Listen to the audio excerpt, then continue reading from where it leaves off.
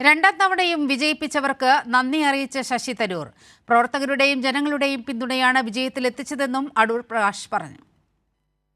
മറ്റ് സ്ഥാനാർത്ഥികൾ നല്ലൊരു പോരാട്ടം നടത്തി, ഒരു സംശയവുമില്ല. ഈ തവണ ഞങ്ങൾ പ്രതീക്ഷിക്കാത്ത ഒരു വെല്ലുവിളിയായിരുന്നു.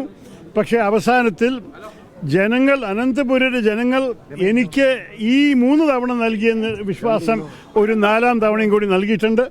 ഞാൻ അവർക്ക് വേണ്ടി ആത്മാർത്ഥതയോട് പ്രവർത്തിക്കും.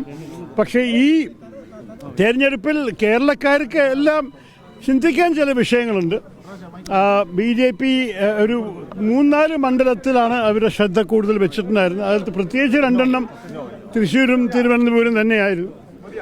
തൃശ്ശൂരിൽ അവരുടെ വിജയത്തിൻ്റെ മാർജിൻ കണ്ടിട്ടാണ് ശരിക്കും നമ്മളുടെ തിരുവനന്തപുരത്തിൻ്റെ വിജയത്തിനെ അളക്കേണ്ടത്.